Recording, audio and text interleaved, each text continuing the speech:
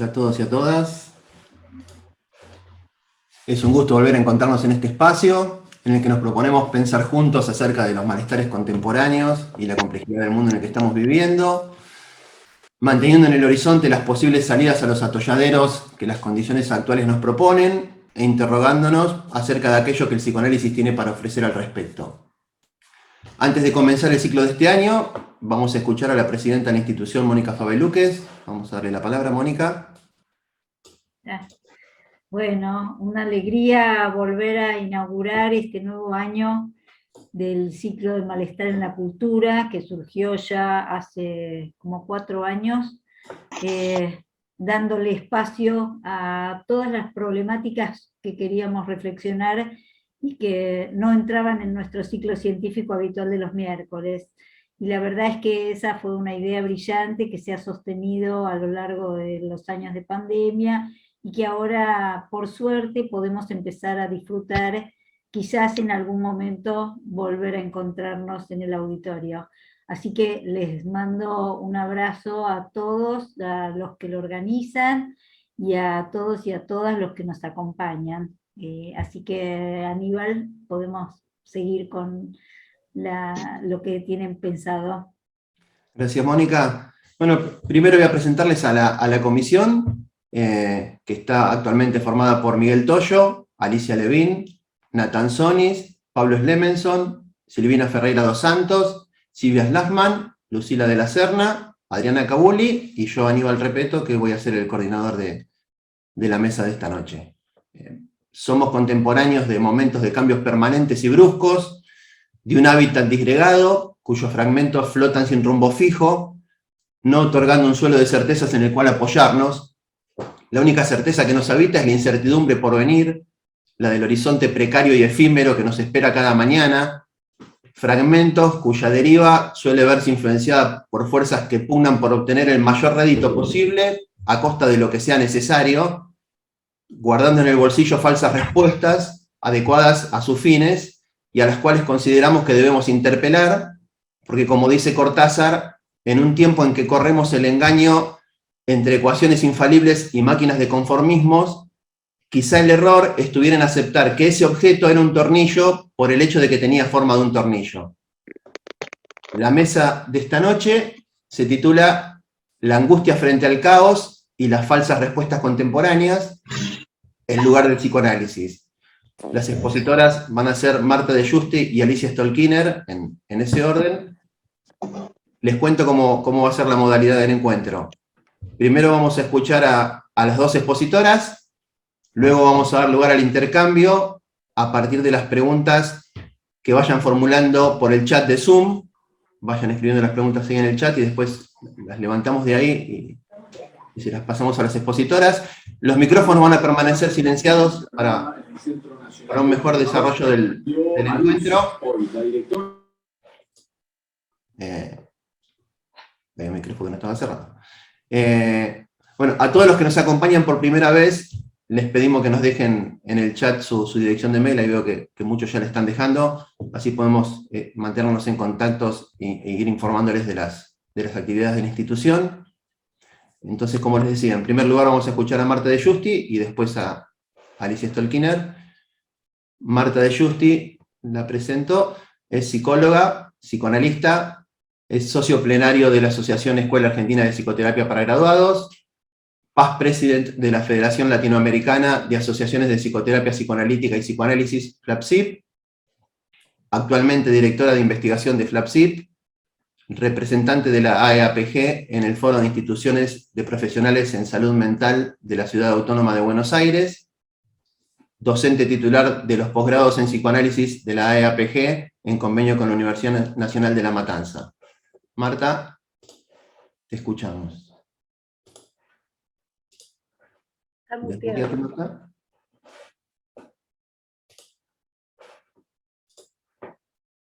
Tenés que desmutearte, Tenés Marta. que desmutearte, Marta. Ahí está. No me di cuenta que estaba. Bueno, buenas noches a todos. Un gusto verlos a través de la pantalla. Bueno, yo en primer lugar quería agradecer al espacio del Malestar en la Cultura, que particularmente me encanta. Me encantó la creación de ese espacio, porque creo bueno, creo que cada vez más es necesario que conversemos y debatamos acerca de las situaciones que están ocurriendo aquí, en la ciudad, en el mundo, y que creo también que, bueno, tenemos que fomentar el poder de la comunidad, como dice Freud. Así que bueno, les agradezco mucho la invitación y además el hecho de poder compartir esta mesa con Alicia Stolkiner. Me da mucha alegría compartir con vos, Alicia, que es para mí es una referente. Por lo tanto, es un honor estar en esta mesa con vos. Y por otra parte también, bueno, hace un tiempo yo estaba muy interesada en conseguir algunas herramientas acerca de salud mental y la fui a preguntar a Alicia, y que con mucha generosidad me invitó a la cátedra, una cátedra muy rica, y además muy interesante la forma en que ha creado ese grupo enorme de gente que está trabajando en salud pública, salud mental. Bueno, yo traje un trabajo donde voy a empezar a dialogar en este tema que es complejo, que se llama La angustia frente al caos y las falsas respuestas contemporáneas, lugar del psicoanálisis.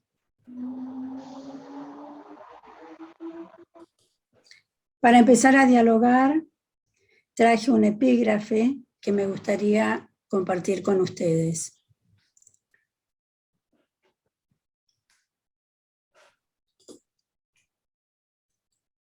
Aquí estamos todos hoy, todos los que estamos. Todos tienen su cuerpo afectado por estar aquí. No digamos tan rápido que el todos no tiene valor para interrogarse sobre él. Un todos en especial, aquel que nos empuja a vivir el instante que sigue. Esta cita es de Guillermo Vilela. Transformando en preguntas el tema propuesto, pensé que era el caos. ¿Qué es el caos? Analizando el presente, ¿a qué vamos a llamar caos?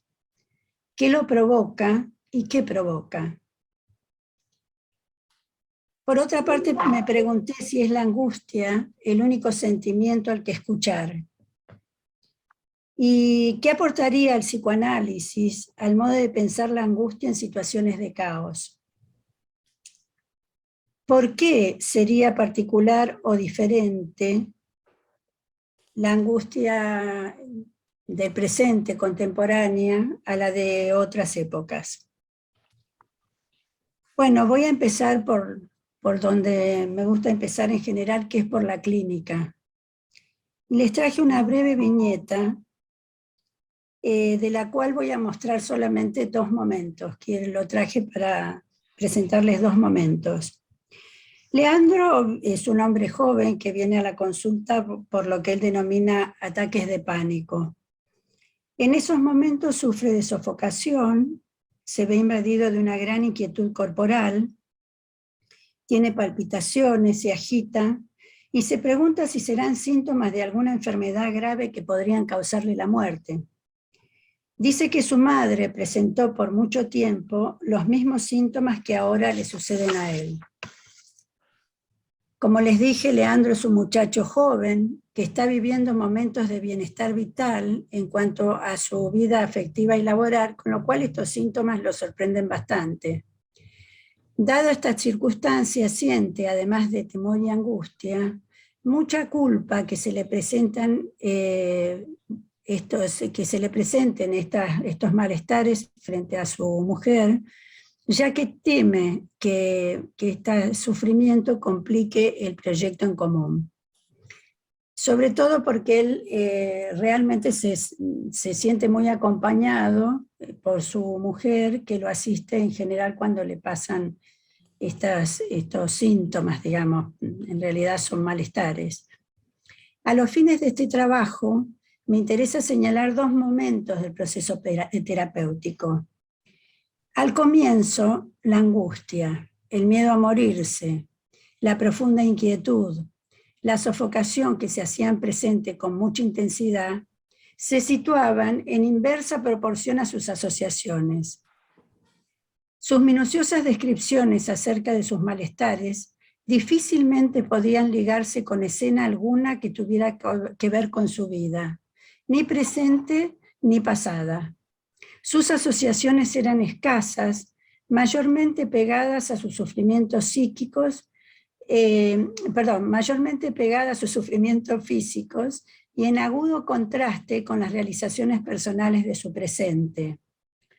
Con poca producción, tanto simbólica como imaginaria, las cosas sucedían porque sucedían las cosas.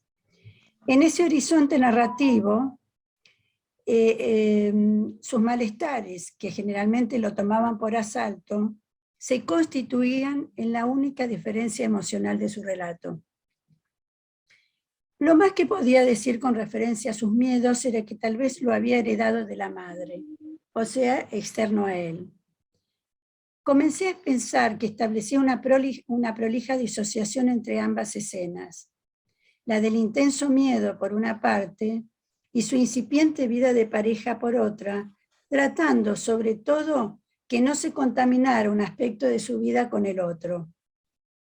Sin embargo, pese a lo difícil que resultaba sostener las sesiones por su clima repetitivo, el trabajo terapéutico persistió, perseverante. Los ataques empezaron a disminuir, él comenzó a poder manejarlos, a resistir el asalto. Su discurso siguió en la tónica de lo actual, matizado por la alegría y trabajo que le daban su niña chiquita que había inaugurado su paternidad. Comenzó a traer sus sueños, aunque solo los asociaba con episodios de su vida cotidiana. En una de las últimas sesiones, transcurrido ya un año, y a propósito de comenzar la presencialidad en su trabajo, me cuenta que aunque sin tanta intensidad, en una reunión escolar, la primera reunión escolar del jardín de su hijita, donde había ido solo, me dice, sin su mujer, se empezó a sentir mal nuevamente. ¿Y sabes qué? Me dice, registré algunas cosas que me hicieron mal. La falta de oxigenación, los otros, y agrega, había mucha gente, muchos padres, dice, y se ríe. También se hizo muy larga la reunión y yo tenía que ir por primera vez a la oficina. Iba a conocer de manera presencial a sus compañeros. Manifiesta que tenía ganas de conocerlos, saber de sus vidas, quiénes eran. Yo le digo que parecía que en su haber había otros y otros. Unos otros que podían ser amenazantes y aquellos otros a quienes quería conocer. Me dice, pero yo no tengo fobia social, a mí me gusta estar con mis compañeros. Entonces le pregunto, ¿qué es lo que no te gusta? No sé, dice, me da fiaca, miedo, incertidumbre de sentir esas sensaciones en un lugar nuevo, no familiar, la mirada del prejuicio. Es una cosa estresante, sin embargo. Pero, y empieza a pensar, dice, cuando empecé con estos síntomas, él le llamaba los síntomas, ¿no? Los que más me contuvieron fueron mis compañeras y mi jefa. Y habló largamente de su trabajo anterior, cómo se sentía sentado con ganas de llorar, cómo venía su jefa y le proponía ir a caminar hasta que se iba calmando, que otras veces podía llorar y después seguir trabajando. En realidad, me dice, viví más con ellos todo esto que me estaba pasando que con mis amigos de toda la vida. Me divertía muchísimo en la oficina. Me sentía con confianza, soltura y apoyo. Fue el mejor trabajo que tuve. Bueno, hasta aquí la viñeta. Algunas reflexiones. Respecto al motivo de consulta, conjeturé que se trataba de la presentación de una neurosis actual, sin representaciones psíquicas donde ligar la angustia. Los síntomas, entre comillas, eran ante todo de tipo somático. Los conflictos, determinados en su mayor parte por la situación actual, actualizaban un malestar que no podía representarse psíquicamente. Cuando digo situación actual, digo esta parte de su vida que estaba ligada a su malestar, que yo lo veía con un sufrimiento psíquico importante. Este pequeñísimo ejemplo clínico, que tiene que ver con nuestra práctica cotidiana, es para ubicar en el último fragmento discursivo de una sesión muy reciente algunas, ¿cómo podría decirle?, novedades. El ¿sabes qué? Abre el juego transferencial inaugurado con el reconocimiento del vínculo a un otro, donde puede apropiarse de sus registros e inmersionarse en sí mismo sin quedar ahogado. ¿De qué se apropió? De las huellas mnémicas que lo conducen al recuerdo de otros, semejantes, pares, jefes, que lo sostienen, lo apoyan, lo tranquilizan.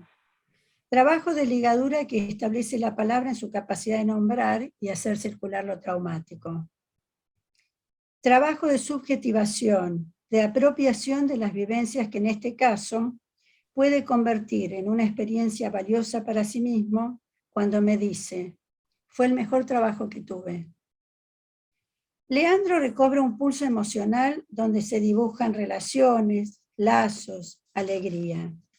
Al mismo tiempo una sensibilidad que retorna en la forma de un registro que le permite mirar y mirarse, abrirse a percepciones y recuerdo, construcción de la memoria, trabajo psíquico subjetivante de ligadura. Hasta aquí nuestro trabajo diario. Ahora, ¿qué es lo nuevo, lo inédito con lo que estamos intentando lidiar? Inédito digo en el sentido de que no está editado. Lo inédito para cada uno en el trabajo de la singularidad es el deseo en relación a la propia historia. No es en lo singular que lo podemos elaborar, pero sin embargo hay algo que es inédito y sin embargo trasciende el trabajo singular.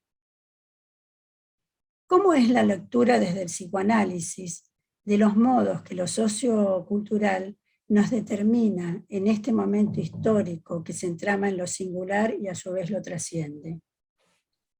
¿Con qué analizadores operamos? ¿Cómo se vislumbra el modo en que cada uno hace propio lo que le toca vivir? Para mí esta pregunta tiene el valor de formalizar en una interrogación órdenes de realidades diferentes, implica identificar sistemas complejos, establecer interdependencias e inteligibilidades entre el destino personal y el colectivo. Analizar cómo se entraman estos planos existenciales dentro del funcionamiento psíquico de un sujeto significa contemporáneamente, además de una apuesta ética, reflexionar sobre los modos en que el sujeto se constituye en ese entramado que determina su cultura. En la clínica lo encontramos en los relatos que nuestros pacientes nos traen diariamente. Yo creo que allí podemos ubicar una y cada una de las problemáticas que afectan a una sociedad y que afectan a esa persona en particular, entramadas en las vidas cotidianas singulares. Hoy más que nunca lo podemos constatar. Volvamos a Leandro. ¿Qué nos trae dentro de las circunstancias que consideró relevante en la producción de su último ataque?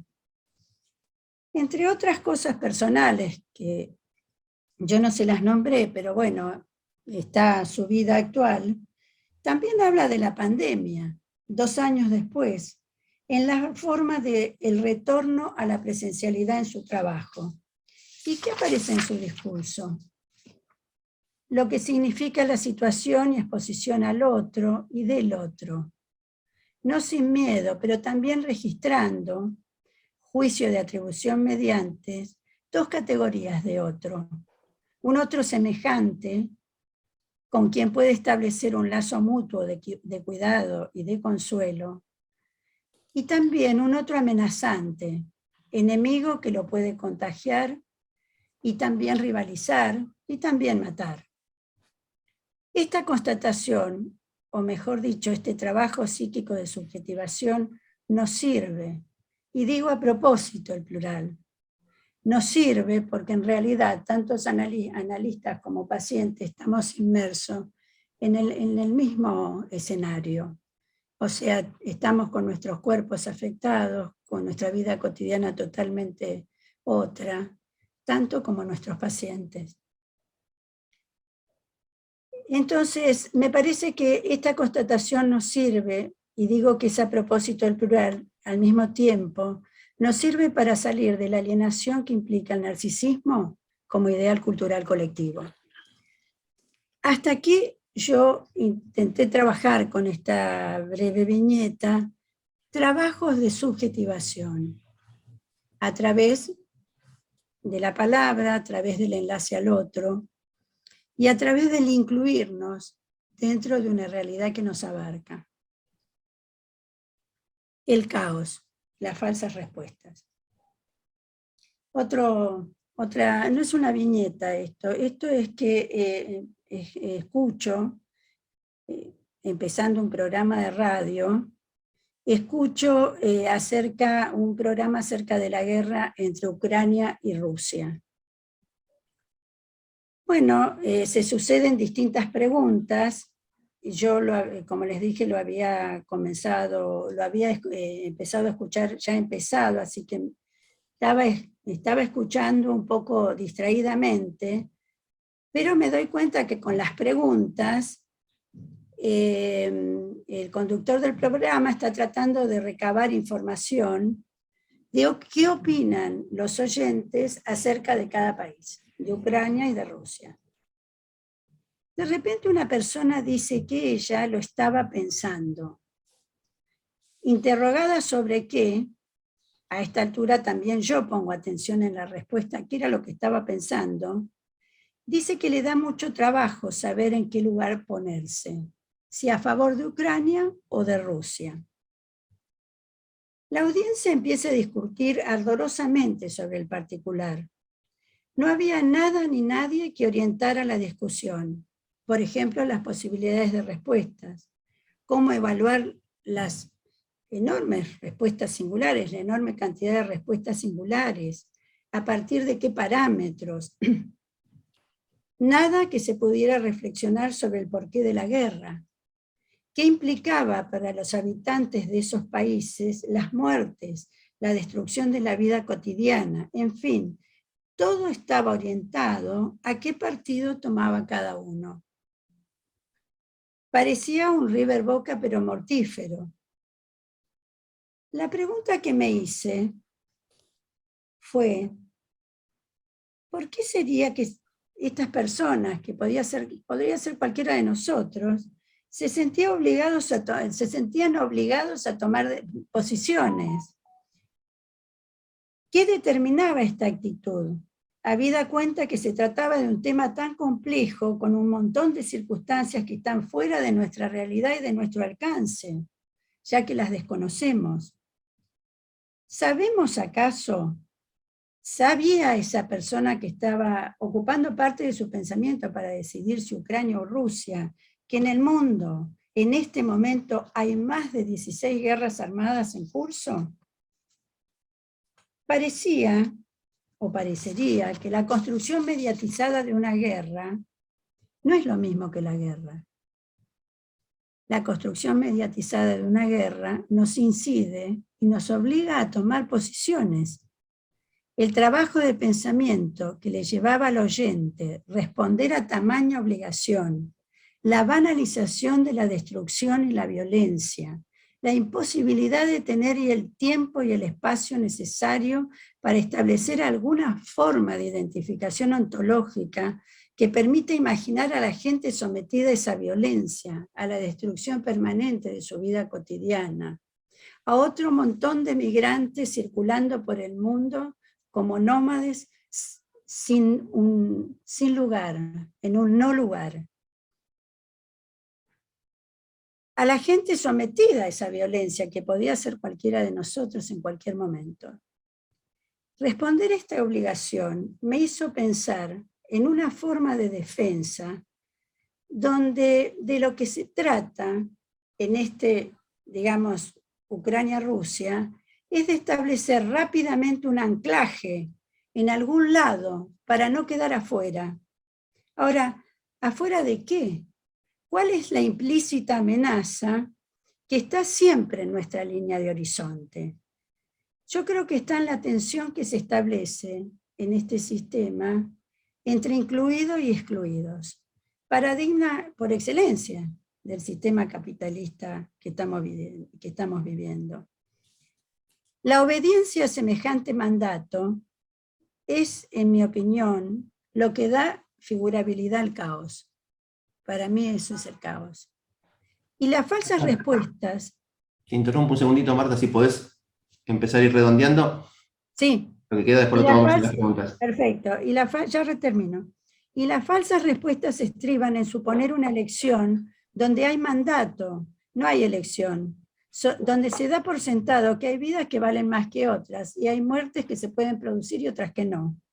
En todo caso, la elección es sobre un menú pobre, elección digo entre comillas, ¿no? Es sobre un menú pobre, binario, donde se piensa que uno tiene la libertad de elegir entre dos instancias con menú reducido. Falsa respuesta donde desaparece el tercero de apelación y donde se desmiente la violencia y la muerte que semejante obligación conlleva, pero que se sostiene como una forma casi única de respuesta frente al caos que opera como desligadura. En este sentido, estamos frente a procesos de desubjetivación que suman a los sujetos en procesos de alienación y desamparo creciente, toda vez que se impide o se ven vulneradas las referencias personales, afectivas, intelectuales que dan sentido a la vida en una comunidad. Gracias por escucharme. Hasta acá. Gracias, Marta. Ahora vamos a presentar a Alicia Stolkiner.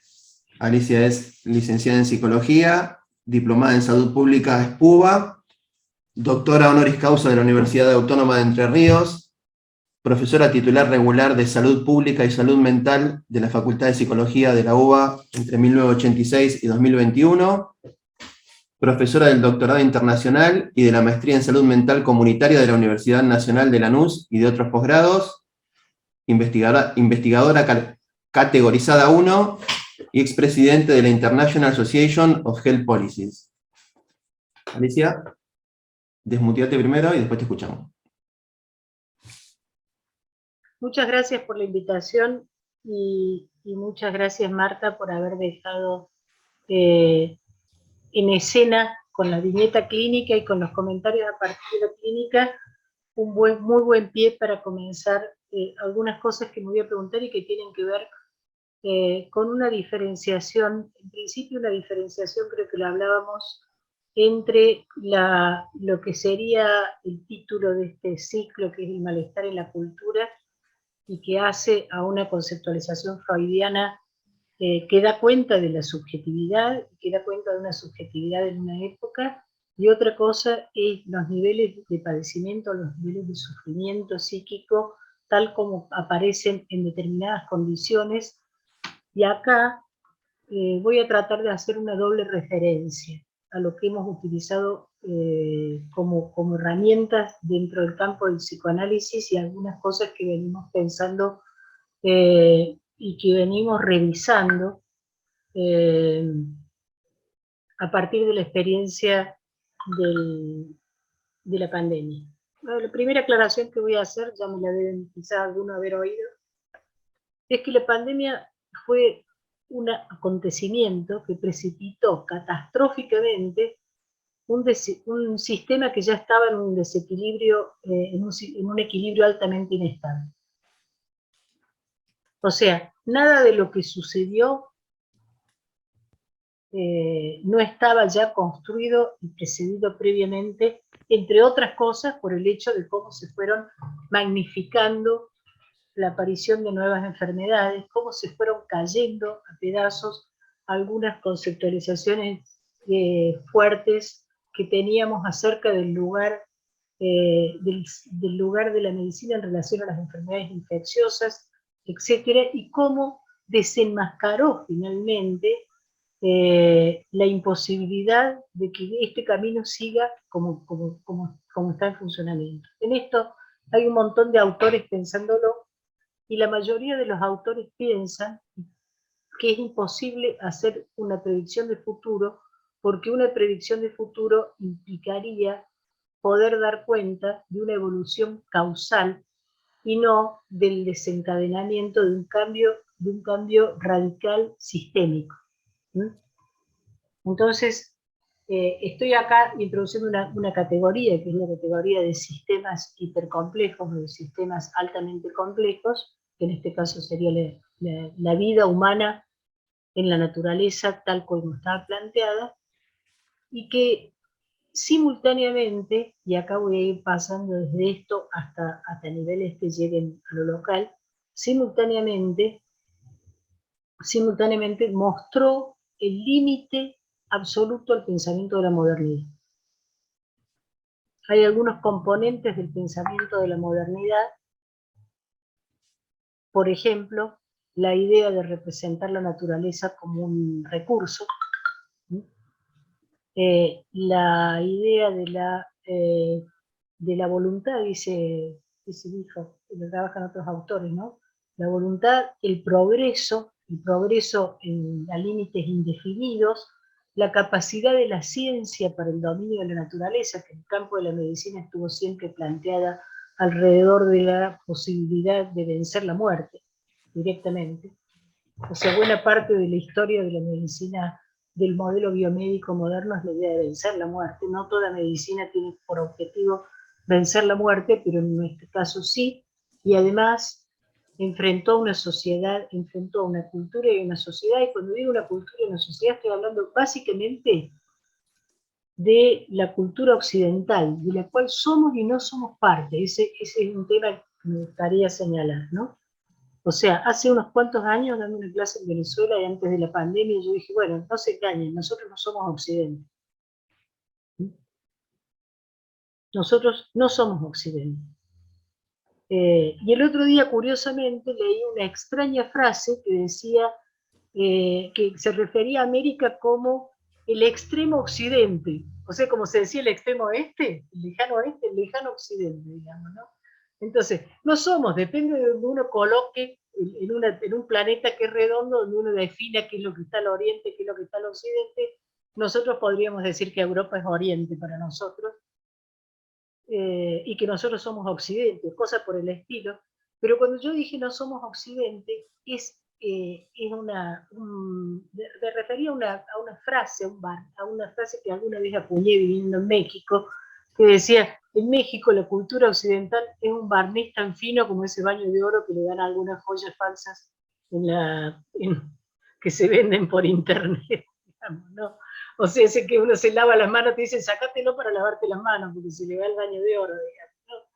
Y que en realidad la configuración de nuestra matriz cultural y de producción subjetiva es extrañísima, porque si algo se puede decir de América Latina, y acá voy a retomar algo que tomo de América Latina, es que somos producto del sufrimiento y del dolor. ¿No? O sea, es cierto, piénsenlo, ¿no? El otro día estaba leyendo un autor europeo, no voy a decir cuál, pero dice que en este momento estamos sufriendo, que el nivel de sufrimiento de esta época es incomparable con ningún otro de la historia. Y yo pensaba, se olvida que la conquista de América significó 40 millones de muertos en menos de 100 años, y que esos 40 millones de muertos no murieron exclusivamente por la violencia, sino también por las enfermedades, por las pestes, y que además murieron básicamente por la forma en que se destruían no solo sus vidas corporales, sino también sus lenguas, sus cuerpos, sus culturas, etc., ¿no? Si le sumamos eso, si le sumamos que el resto de la población de América está constituida por los que vinieron huyendo de las guerras, de las hambrunas, de las persecuciones religiosas, y de la imposibilidad de permanecer en sus lugares de orígenes por distintas causas, todas traumáticas, o de aquellos más de 10 millones de personas que fueron secuestrados en su lugar de origen y traídos como esclavos, dejando una huella imborrable en la cultura y en el continente al cual pertenecían. ¿Por qué? Y les voy a explicar por qué. Porque en esa cultura la idea de individuo no estaba constituida como nosotros la hemos construido en Occidente. ¿No es cierto? Eran clanes y grupos sociales de los cuales cada uno de ellos era un miembro, ¿no? Eran miembros. Y la desaparición de un miembro del clan no era lo mismo ni siquiera que la muerte, ¿no? Y esto se manifiesta después, es extraño, hay un viejo texto que está en una revista argentina de psicología que se llama El Edipo Africano, de Ortigués y Ortigués. Son dos autores muy estructuralistas, psicoanalistas muy estructuralistas franceses, que lo primero que dicen es que van a analizar separando lo cultural de lo estructural. Bueno, son pensamientos de esa época, ¿no?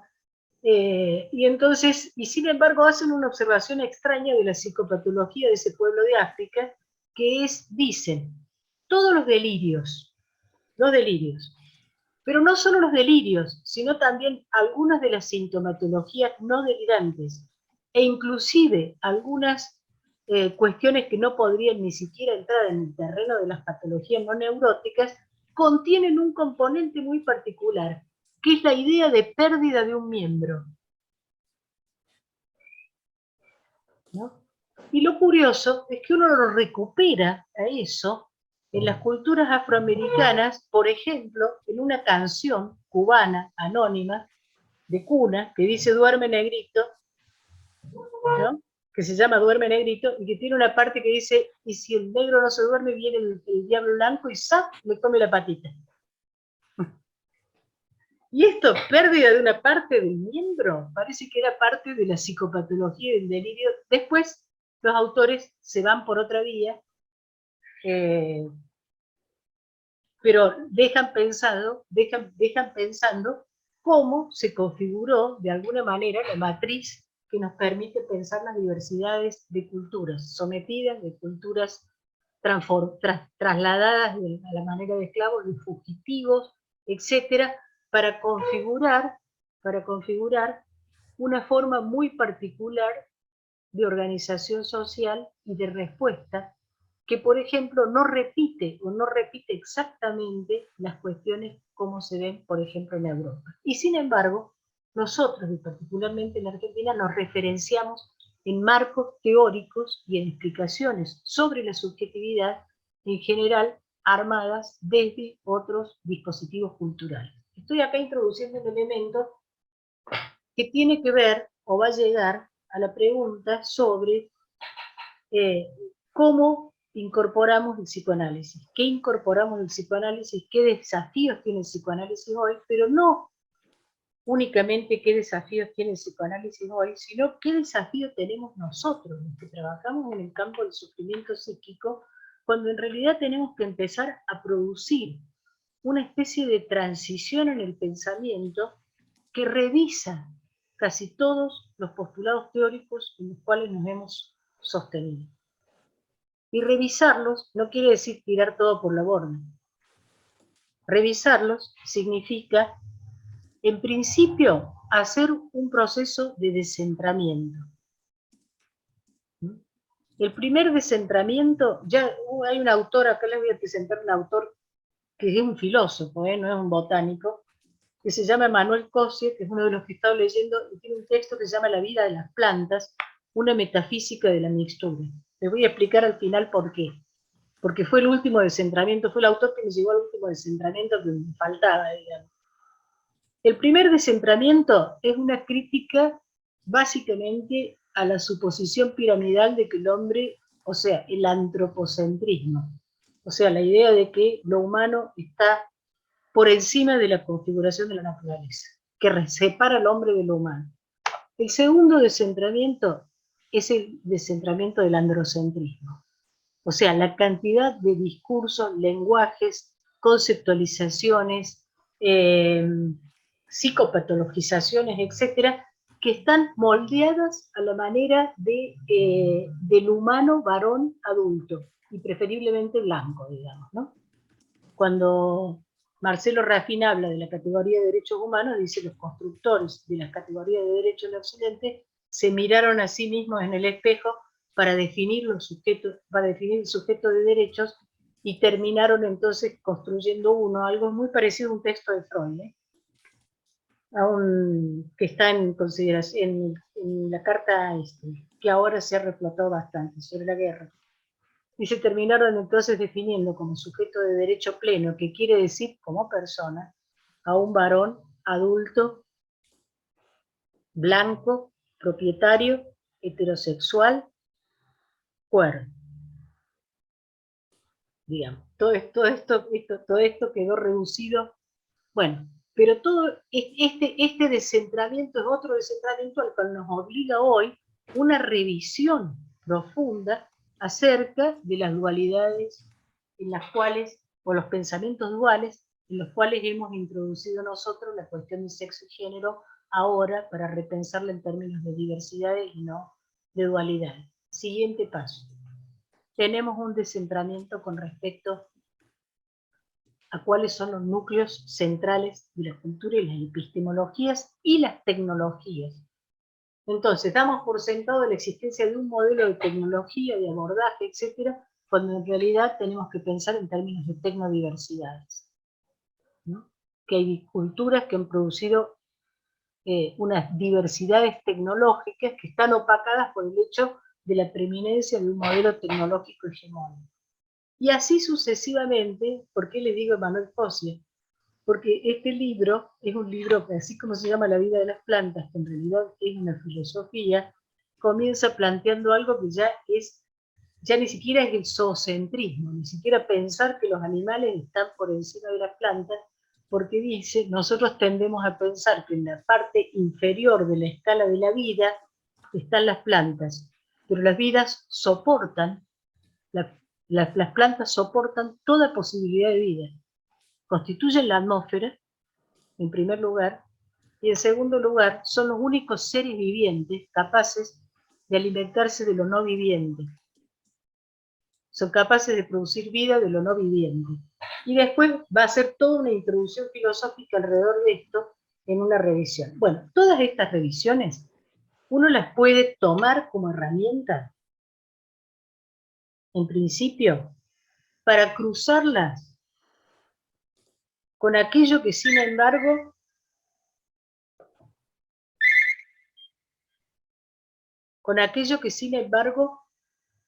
¿no es cierto? Nosotros, a ver un momentito, porque tenía... Ahí está. Con aquello que sin embargo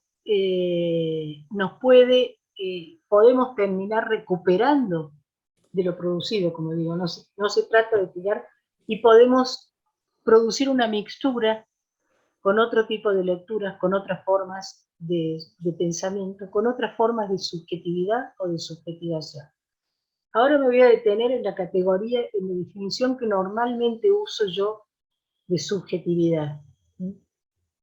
Dice, una subjetividad se produce, dice Agamben, cuando el viviente entra en contacto cuerpo a cuerpo con los dispositivos que le ha sido habitar, entre ellos el lenguaje,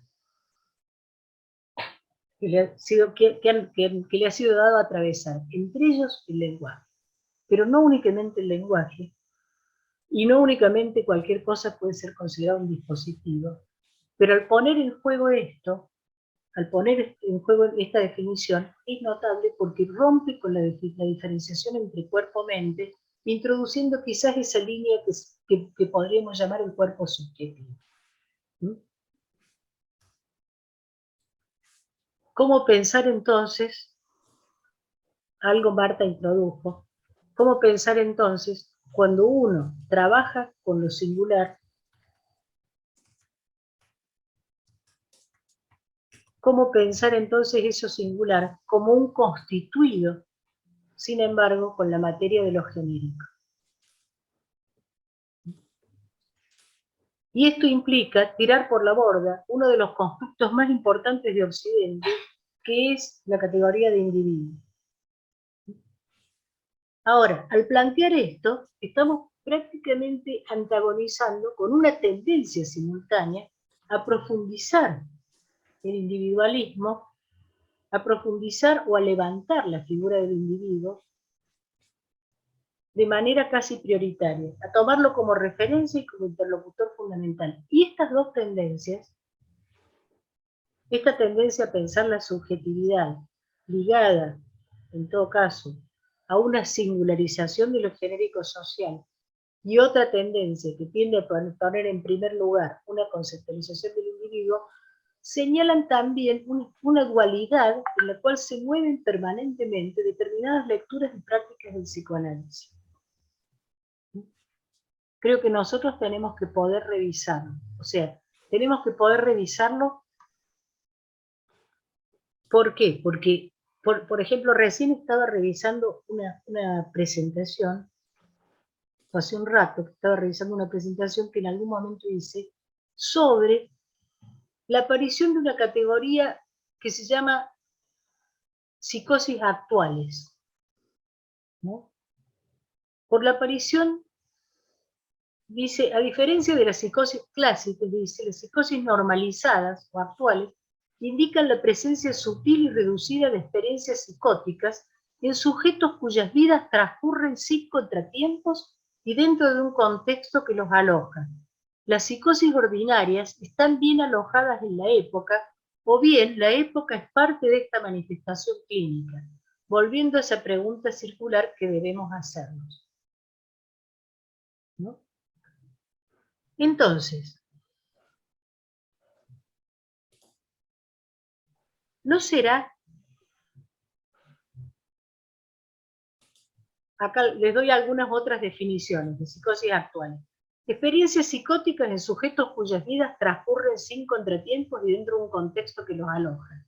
Sujetos que aparecen como raros, que transitan por la vida quizás sin nunca presentar los signos propios de un brote, pero en los que uno percibe la fragilidad subjetiva, por momentos una sutil despersonalización, así como el desenganche del lazo social y la lógica particular que emplean para vivir. Un autor español nos previene de la necesidad de diferenciar lo que son aspectos culturales compartidos con toda la comunidad de la que provienen, los inmigrantes de lo que son síntomas psicóticos. Es notable este autor español, nos está llamando a diferenciar de los síntomas psicóticos las características culturales de los migrantes. Y una autora argentina se propone indagar estas modalidades de la psicosis que conviven con los lazos sociales. ¿Cómo se produciría esa inclusión, esa posibilidad de convivir con los lazos sociales? ¿Acaso nuestra contemporaneidad y esta declinación del padre no propiciarían, dice esta autora, de la que se ubican en los lazos más compatibles con las condiciones subjetivas psicóticas? Cambio de tendencia de los modelos psicopatológicos que se desplazan desde la perspectiva estructural o categorial hacia visiones más continuistas o dimensionales. Este debate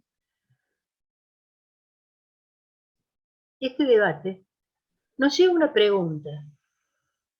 ¿No estaríamos en presencia de una categoría, esta de las psicosis actuales, que en realidad nos obliga a revisar todas las formas mismas de categorizar? ¿No estaremos en presencia de ese elemento que, lejos de amoldarse a las teorías, las desafía a revisarse y a revisar sus prácticas? ¿No necesitaremos una nueva ruptura epistemológica?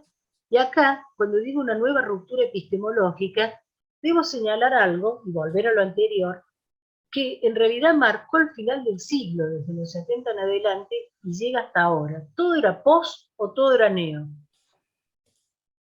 Éramos o post-estructuralistas o post-marxistas o neo-liberales, ¿no? O sea, eran tomar las categorías anteriores y agregarle el post, superarlas o neo, ¿no? Y creo que es el momento de empezar a pensar, a revisar. Alicia, Las formas en que tenemos unos interrumpo un segundito, si podemos ir cerrando, así Sí. después retomamos con las preguntas. Las formas en que tenemos que categorizar el sufrimiento psíquico. Esto no significa renunciar a algo que es central del psicoanálisis, que es la propuesta de mantener un dispositivo que reconoce la singularidad, aloja el sufrimiento y se presta una escucha particular para que el sujeto en ese proceso de escucha pueda resignificar ese padecimiento.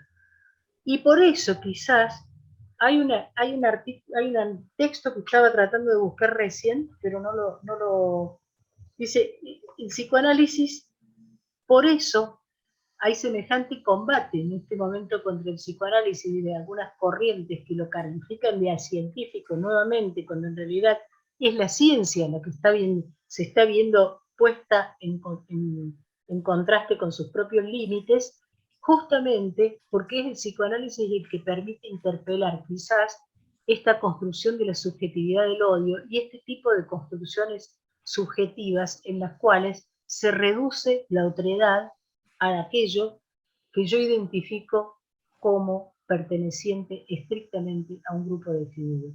Esto de la construcción o no construcción de un prójimo en la diversidad es una de las preguntas a las cuales puede trabajar el psicoanálisis, y también es uno de los desafíos de esta época donde la tensión máxima es la tensión entre un proceso de concentración y acumulación suicida, digamos, que va construyendo vidas que no merecen ser vividas, como dirían los nazis, pero es así porque después Judith Butler hablará de vidas que no merecen ser lloradas, me parece muy bueno, o se hablan de vidas que no merecen ser consideradas valiosas, etcétera, etcétera, o una serie de fuerzas y tendencias que tienden a reincorporar al hombre en la naturaleza, a reincorporar la naturaleza a la lógica de los derechos y de la vida, y a reincorporar en última instancia los valores de la subjetividad y del deseo como parte de la construcción de una vida humana quizás más posible,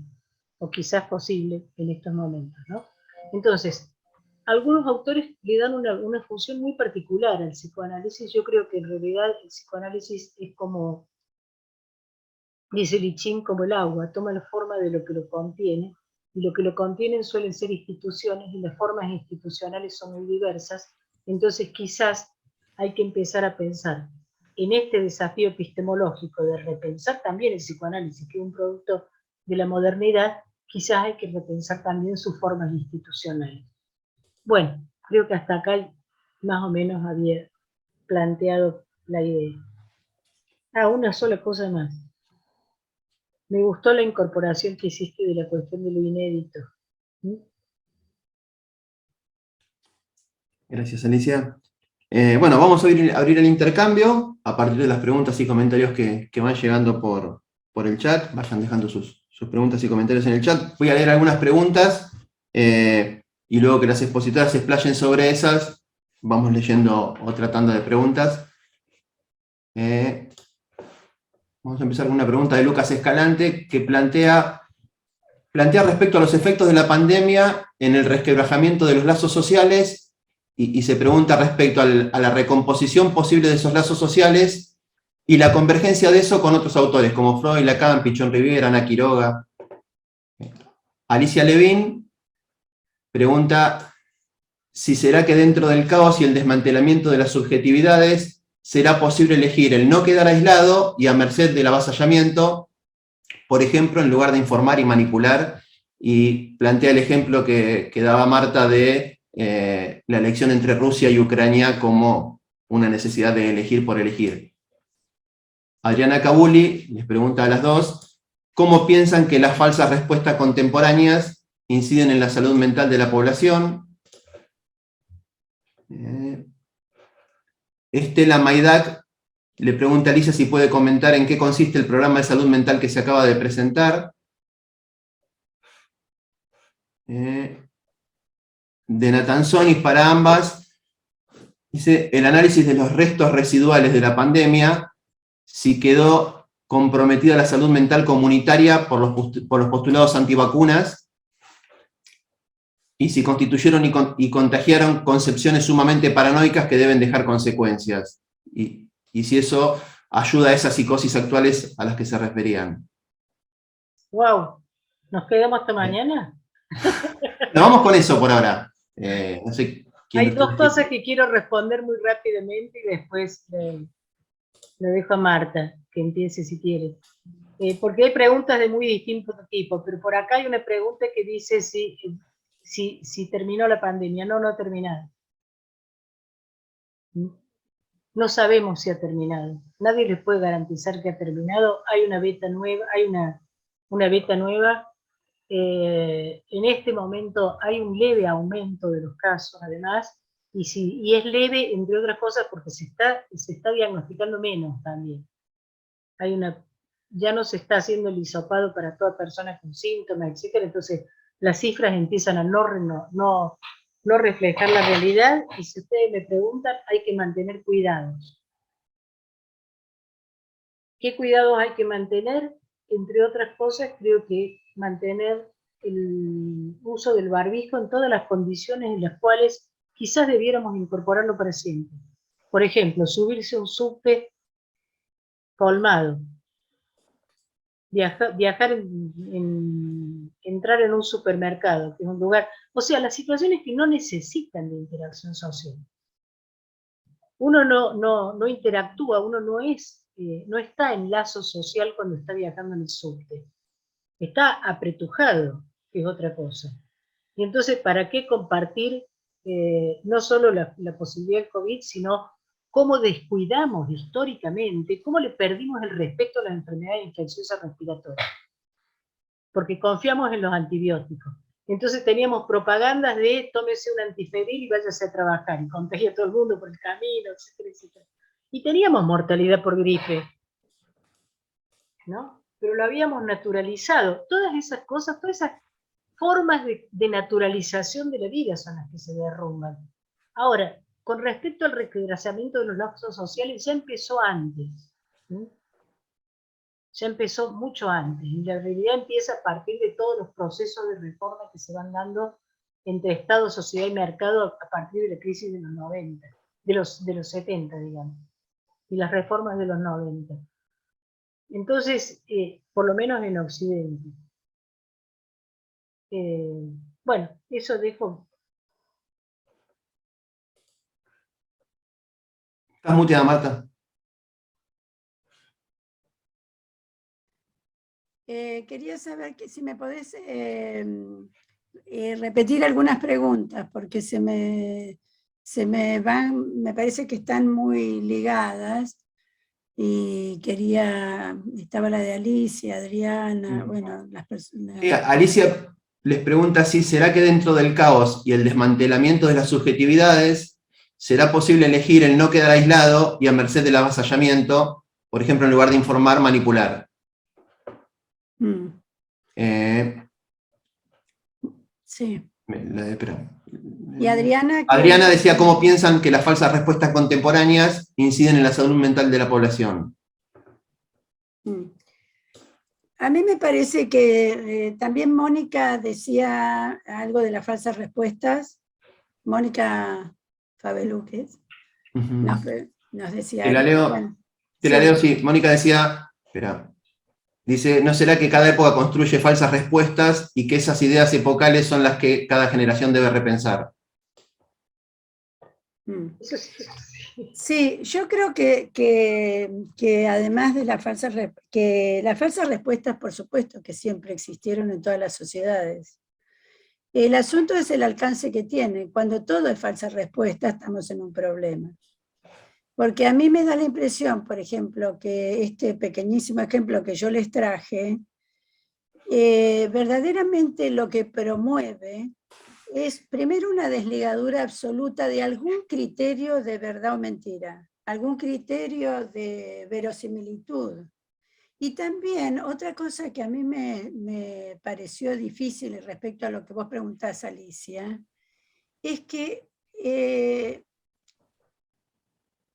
no había ninguna referencia verdaderamente a la guerra.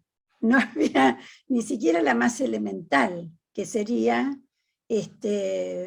como la cantidad de gente que muere, el hecho de que lo más elemental que uno puede pensar. Entonces, inmediatamente se desvía, y eso es lo falso para mí, lo falso, lo velado, pero más bien, más bien como, ¿qué es lo que que te lleva a desligarte del asunto, que no hay ninguna referencia, no hay ninguna posibilidad de pensar en esa situación que está ocurriendo. Me acuerdo cuando pasó la guerra con Irak, no sé si recuerdan esas imágenes en la televisión donde aparecía la noche, una bomba que en verdad parecía que venían una estrella gigante voladora, casi romántica, se escuchaba un bombazo, pero no había ninguna posibilidad de pensar que ese bombazo había caído sobre una casa, sobre una escuela, sobre la gente, sobre civiles, sobre situaciones. Entonces, la otra cosa que a mí me impresiona mucho, y eso sí me parece, a mí me parece más impresionante la naturalización que se hacen de fenómenos destructivos. Y eso es lo que me parece más preocupante. Esa es la lexitimia. Vos sabés que claro. Es el texto de mi hijo que estoy trabajando ahora, lo deja al pasar, lo dice al pasar y no lo retoma, como una problemática de esta época, la lexitimia, ¿no? Claro. Y además dice la pérdida de sensibilidad frente al dolor, ¿no? Claro. Que curiosamente yo la ligaba con un texto de Víctor Frank. Tiene un libro que se llama Un psicólogo en un campo de concentración, Víctor Frank, y él cuenta por su propia experiencia, estar sentado en la enfermería viendo cómo le sacaban los dedos de los pies a un hombre joven que se le habían congelado con una tenaza, se lo sacaban, y que dice, y lo impresionante, dice que lo que le impresiona es que él en ese momento no tenía ninguna sensación. Estaba como, ya no percibía, ese nivel de dolor le era, y a nosotros naturalizamos también eso. Claro, totalmente. Si vos prendés los medios de comunicación, estás viendo permanentemente una cantidad de cuerpos destrozados todo el tiempo. Recientemente yo tuve una consulta, una madre con 2 chicos estaba pidiendo una intervención, porque uno de los hijos le pegó al otro, le rompió 5 puntos en el labio y le rompió los dientes. Adolescentes, jóvenes los dos, no adolescentes, jóvenes. Pero lo asombroso es lo que decía el muchacho, dice, yo no pensé que podía ser tan grave darle una trompada. Porque si ustedes se fijan, tanto los juegos que se juegan como la mayoría de las escenas que uno ve, son cuerpos que parecen indestructibles, hasta que mueren. La persona cae desde el primer piso, el muchachito cae del primer piso, cae en el techo del auto, se abolla, sale corriendo, ¿no? Lo hartan a patadas, pero se levanta y sigue peleando. Y cuando uno dice de los cuerpos reales, no resisten todo eso. Bueno, lo que estaba diciendo de lo de Irak, lo que más me impresionaba a mí, era que estaba absolutamente reflejado en lo que decía esta señora, era el hecho de que tampoco consideraba lo que podía pasar con los otros. Entonces, a mí lo que me parece que hay un sociólogo vasco que a mí me gustó mucho, que leí mucho y leo mucho, porque tienen un concepto que se llama, una noción que se llama lo inhabitable. Entonces ya cuando esto empieza a formar parte de la subjetividad, esto es lo preocupante. Lo inhabitable se refiere, viene de en realidad su trabajo se llama De la biopolítica a la necropolítica, y donde habla, en verdad, habla de la categoría de lo inhabitable, es decir, de la indiferencia que empieza a surgir en las personas que se han precarizado tanto sus vidas, se han perdido tantas cosas, que ya dejan de pensar que eso puede tener ellos pueden tener algún derecho sobre esto, son entonces personas sumamente manipulables. Empiezan estos trabajos respecto de los migrantes, ¿no? De esta cantidad de gente que se desplaza y que vive muchos años en campos de refugiados. Pero hay algo que va permitiendo que, en ese sentido, más que va permitiendo la insensibilidad, no solamente respecto de sí mismos, sino como una cierta imposibilidad de pensar que tienen derecho a algún cuidado.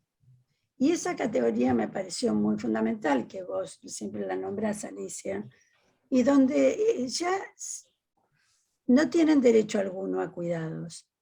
Pero esto que va pasando de una manera sistemática es lo que yo intentaba, no me dio el tiempo y tal vez no fui muy clara, en los procesos de desubjetivación en los que estamos comprometidos todo el tiempo, en los que estamos implicados todo el tiempo, donde hay un momento, como vos decís, Alicia, que uno empieza a naturalizar lo inhabitable.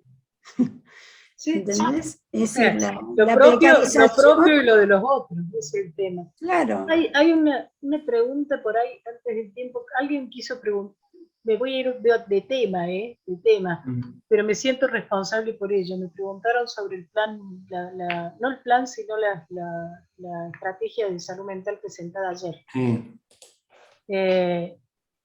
Tiene varios componentes, es una estrategia muy ambiciosa, si se desarrolla. Obviamente que el desarrollo implica trabajar en el COFESAMA, que tuvo su primera reunión hoy porque este es un país federal, que significa que cada provincia hace lo que quiere, pero bueno. Pero a mí el primer paso es un aumento del 107% en el presupuesto de salud mental del Ministerio de Salud. Esto suma además, a través de la CONISMA, de la Comisión Nacional Interministerial de Salud Mental, los aportes de los otros ministerios. El 2% de las viviendas en construcción van a ser para personas externadas de instituciones psiquiátricas, y además ya se planifican 2.000 construcciones de dispositivos de tipo alternativo, ¿no? Esta es la parte presupuestaria. Empiezo por ahí porque si no todo lo otro es verso.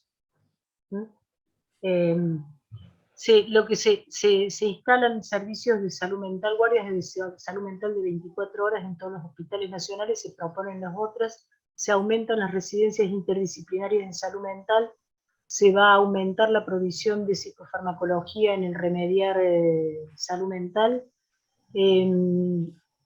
se articula con cultura, con un proyecto que tiene que ver con acciones en el campo de la cultura, de promoción y prevención inespecífica, y se articula con educación también. Después hay un capítulo especial para población LGTB y violencia de género, y es muy largo, pero está prácticamente, creo que el página 12 de hoy es una buena síntesis de cuáles son.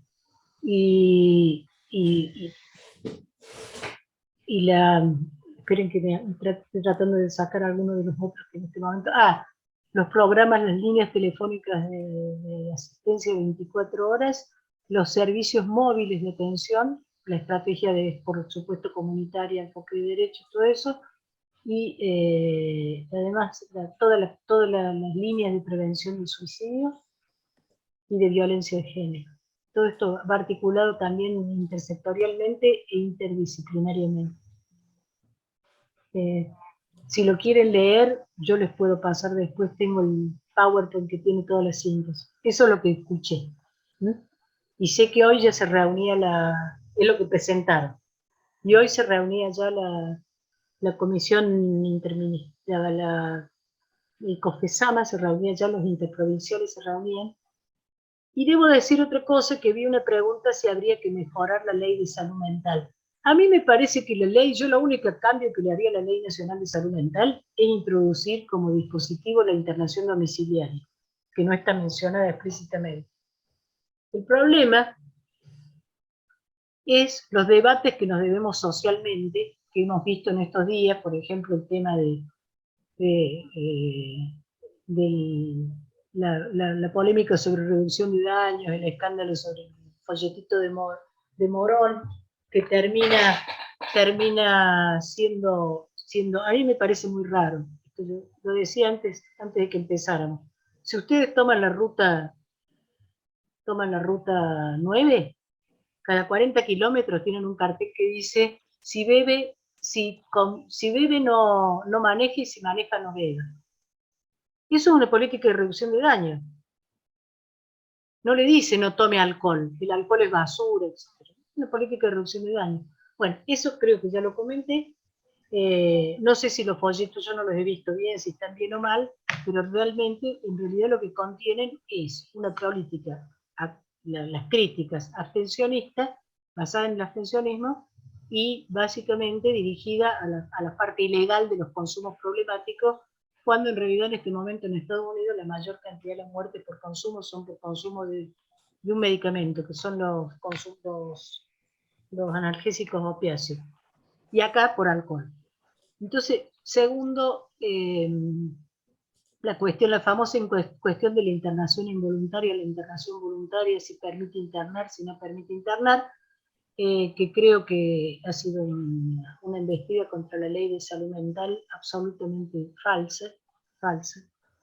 La ley autoriza la internación involuntaria, pero lo que es cierto es que nosotros tenemos desbordados los servicios.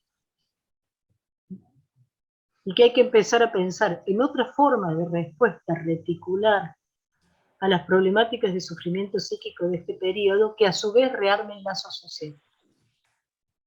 Esto no significa no pensar la atención individual, ¿sí?, como atención singular en todo caso, pero significa pensar un tipo de respuesta que no esté hegemónicamente centrada en ese modelo. Algunas cosas escuché por la gente del UNICEF, etcétera, trabajando con lo que se llama la generación de los espacios de escucha entre jóvenes, redes solidarias, etcétera. Y por otro lado tenemos una fuerte tendencia en este momento entrando en el país, a mí me preocupa porque lo he visto en la clínica ya, tipo coaching, etcétera, hay que ser feliz, tenés que estar bien, líbrate de lo que te hace sufrir.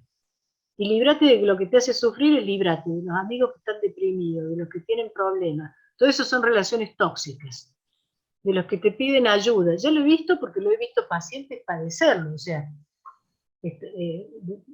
están en un mal paso, atravesando un mal momento, y los que están cerca, en lugar de darle una red solidaria, retroceden, culpabilizan al que está mal por aquello que le pasa, lo consideran tóxico y le cortan el vínculo, ¿no? Sí, también hay que ver que a mí me parece muy importante de este plan, es el aumento de 107% de presupuesto, porque Sí, lo también dije es al cierto que principio. no, pero quiero decirte esto, que el otro día en la legislatura se planteó el hecho de que los servicios están desbordados porque en verdad se fue la mitad de la gente, porque el pago ha sido totalmente precarizado, y no pueden sostener ninguna red, las redes que estaban funcionando, las que trabajaban con gente en salud mental, muchos se tuvieron que ir porque no tienen forma de sostenerse. Y lo que más decían, acá está Adriana, que estaba en esa reunión conmigo, lo que más decían era la falta de presupuesto. ¿Te acordás, Adriana? Ah, no está.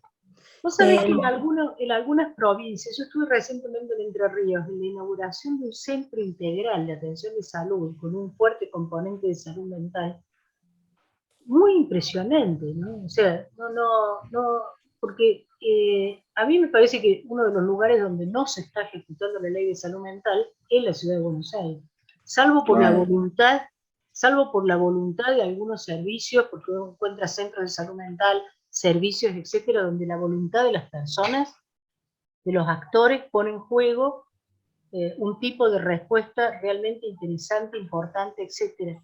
Lo otro que está pasando es que se retiran los profesionales de los servicios de prestación de obras sociales y empresas de medicina prepaga, porque también los pagos han sido muy bajos. Entonces, hay una dificultad real de acceso a servicios.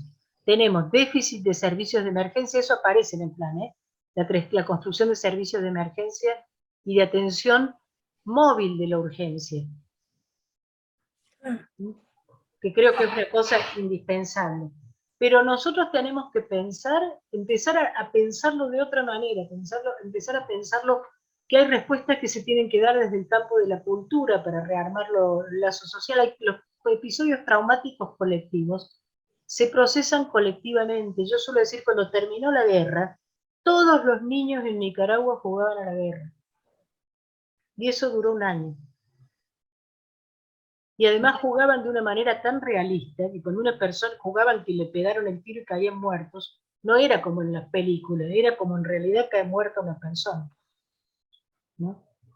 Y ahí además aparecían no solo esta cuestión, sino la cuestión, voy a poner el término.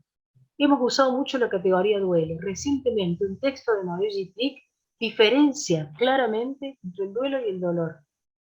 Y a mí me parece importante esa diferenciación, ¿no? Y por ejemplo, trabajar para las personas que han perdido, me tocó trabajar con personas que han perdido su pareja en no porque se haya ido, sino porque ha muerto en este periodo.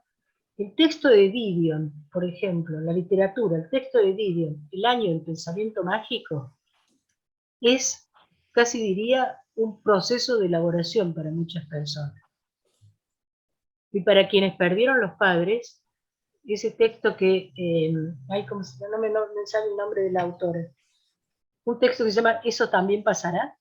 Ah, sí, eso bueno, también pasará. Sí. Entonces, hay, digamos, rescatar de la producción de la literatura, rescatar de la producción del arte, rescatar de la producción del decir cultural, del chiste inclusive, de la forma de producción del chiste, etcétera, forma parte también de lo que tenemos que hacer en términos de la reconstrucción social, de la reconstrucción del lazo social en esto. Bien, nos quedan un par de minutos, tenemos muchísimas preguntas, muchas de las cuales ya las fueron retomando ustedes en el diálogo que estaban manteniendo recién, y por eso me pareció pertinente escucharlas y no interrumpirlas con las preguntas, y escuchar las respuestas. Las preguntas las tenemos en el chat y todas las podemos ir leyendo. Si les parece, les paso un par de preguntas más. No vamos a llegar a ver las preguntas de todos, pero bueno, como decía, ya las fueron trabajando. Ana Roosevelt dice si la mediatización a través de la palabra en transferencia instala una ficción en el análisis que permite emerger del caos. La mediatización de la guerra a través de la pantalla ficcionalizada, esa guerra ligadura posible ante tanto tánatos. No entiendo bien. No. La mediatización de la guerra a través de la pantalla. Pero plantea el tema de la ficción que... Ana, si podés reformularla y la leemos después. María Casariego pregunta cómo piensan la subjetividad de aquellos a quienes Galeano llamó los nadies, cómo se subjetiviza en una ruptura del contrato narcisista, y si la pandemia fue el analizador de una sociedad que está en franco deterioro en relación a subjetivar a sus miembros. Interesante. No tenemos mucho tiempo. Si quieren ir con esa pregunta, porque las demás van todas en una línea similar y ustedes están trabajando con eso, y no vamos a tener tiempo de leerlas todas. Sí, ¿cómo es la última pregunta? Ya te digo. ¿Cómo piensa la subjetividad de aquellos a quien Galeano llamó los nadies? ¿Cómo se subjetiviza en una ruptura del contrato narcisista? Y si fue la pandemia el analizador de una sociedad que está en franco deterioro en relación a subjetivar a sus miembros. Perdón, no sé si puedo aclarar mi pregunta. Dale. Lo que señalaba Marta, me pareció interesante, acerca de la mediatización, lo señalo a través de mi reflexión, es que la mediatización a través de la palabra en transferencia instala una ficción, una escena en el análisis que permite hacer algo con el caos. En tanto, la mediatización de la guerra a través de la pantalla ficcionaliza y banaliza, intentando cierta ligadura ante la violencia. ¿Por ahí se entiende mejor? Claro, a mí lo que me parece es que la guerra es la violencia, que es una manera de la violencia, digamos, es una figura de la violencia. O sea, lo que yo creo que, bueno, voy a nombrar, Alicia también habló de Bifo, Berardi, dice que hay una verdadera mutación, donde en verdad lo que queda transmutada es la imposibilidad de acercarse a ningún sentimiento de empatía, ni de enlace al semejante. Entonces, a mí me parece que en ese sentido introducir la ficción, introducir la palabra, son procesos de subjetivación. Lo que a veces me pregunto es cómo el trabajo de ligadura, por ejemplo, es difícil a veces contrarrestar los múltiples trabajos de desubjetivación que hay. Tanto, digamos, por la televisión, no sé si por el cine, pero por la radio. Entonces, hay una situación que es como a contrarreloj, que tenés que ir trabajando. Yo no sé si la guerra se ficcionaliza a través de la guerra. Eso es lo que no podría contestarte. Se ficcionaliza a través de la pantalla. Sí, a través de la pantalla, pero si es la guerra real, ocurre. Claro. Si vos le podés poner una ficción hasta un punto, porque lo que no creo que las falsas respuestas muchas veces son ficciones. Claro. No sé qué pensás, Alicia. Estaba buscando un texto. Mira, estaba buscando un texto en realidad. Acá Sobre alguien psicoanálisis, puso, sobre el Bifo, sobre psicoanálisis. Pero me encontré con otro que no viene el caso, dice: la muerte de Freud es recibida con alegría por los predicadores del odio.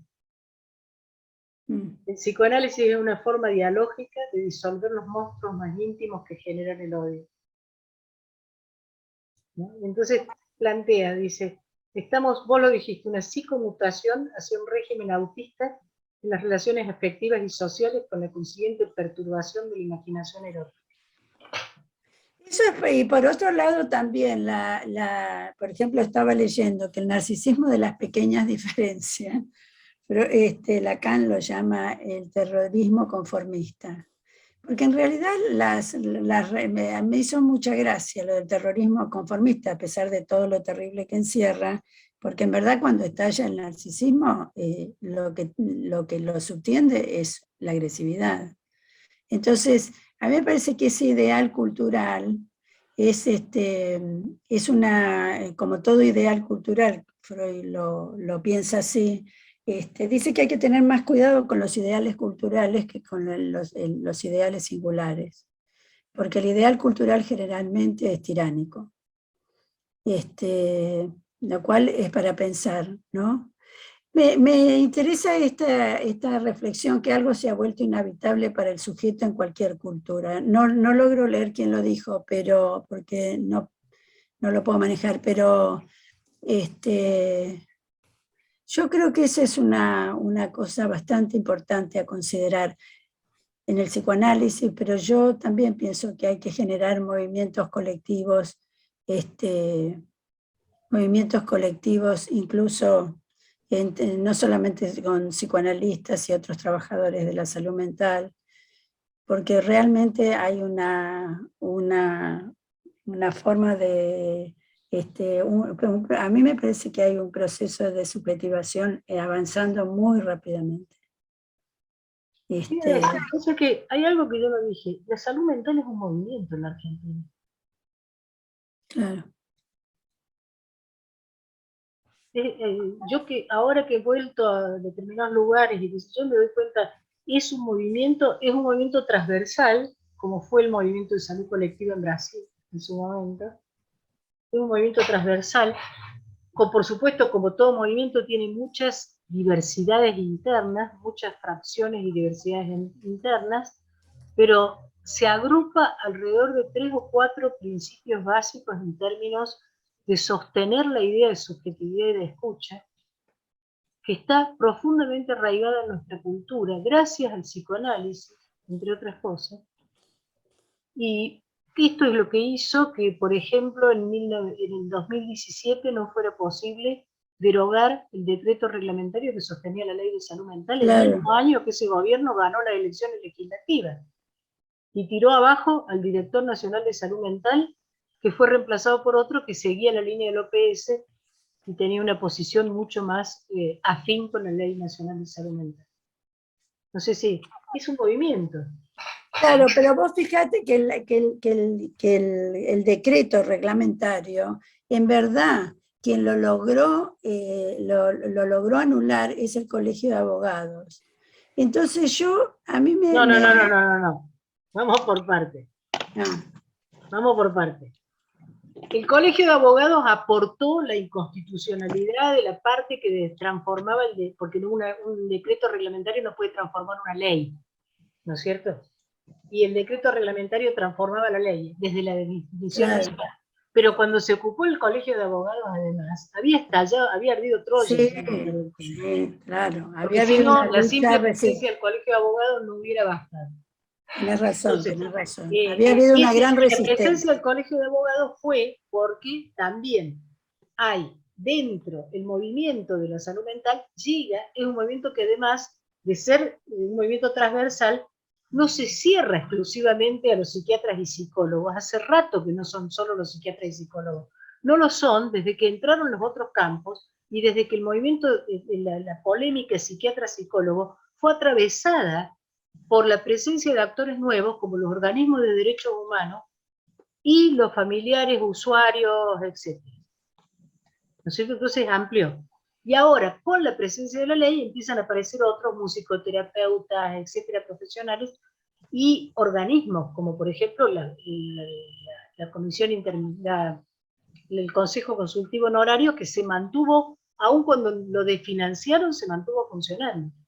Y representa a las organizaciones de la sociedad civil, y a los usuarios, a los profesionales, etc. Entonces vos tenés un paquete de dispositivos funcionando alrededor de la ley de salud mental, y alrededor además de este movimiento de la salud mental, que por ejemplo fue el que logró que rápidamente, cuando empieza la pandemia, se reconocieran las prestaciones, es decir, que no querían dar, la empresa de medicina prepaga las prestaciones por virtuales. Entonces, no todo movimiento es algo que se manifiesta en las calles, digamos. Hay movimientos que son subterráneos. Y el de la salud mental en la Argentina tiene décadas de antigüedad. Acumulación teórica, acumulación política y acumulación en dispositivos y estructuras. Entonces, que estemos acá nosotros hablando, esto es parte de ese movimiento. Bien, voy a tener que interrumpir ese movimiento. Marta decía a contrarreloj hace un ratito, y bueno, así estamos. Así que bueno, pero quedaron un montón de preguntas, después le vamos a hacer llegar el chat a Alicia y a Marta, para que tengan las preguntas y los comentarios, que fueron varios, pero creo que fueron trabajados por ellas sin necesidad de que les hagamos las preguntas. Antes de cerrar la jornada, vamos a invitarlos a la próxima mesa de este ciclo, que va a tener lugar el martes 24 de mayo, a las 20:30 horas como hoy. En los próximos días vamos a estar dando los detalles de la misma por los diferentes canales habituales de comunicación. Así que vamos a abrir los micrófonos, le vamos a pedir que abran los micrófonos para aplaudir a las expositoras. Quiero recordar la frase, porque la verdad que Gracias. Gracias Marta, gracias Alicia, un placer. Gracias Marta, gracias Alicia. Gracias Marta y Alicia. Gracias a ustedes por estar escuchando. Buenas noches. Chao, gente. Nos vemos Chao. en las próximas actividades de la institución. Dale. Hasta mañana. Hasta mañana. Hasta mañana. Gracias equipo y a todo el público que siempre nos acompaña, precioso. Chao, gracias a ustedes. Gracias el malestar. Chao. Un abrazo. Chao, Marta. Chao. Gracias por las imágenes, Aníbal. Hermosa. El coordinador. El coordinador. Bueno, chao. Hola, Marta. Hasta luego, hasta mañana. Los invitamos a todos mañana al miércoles científico. A las 11. A las 11 que vamos a trabajar con nuestra investigación sobre asexualidad. De paso el chivo. Me permite malestar, ya lo pasé. Bueno, gracias. Chao.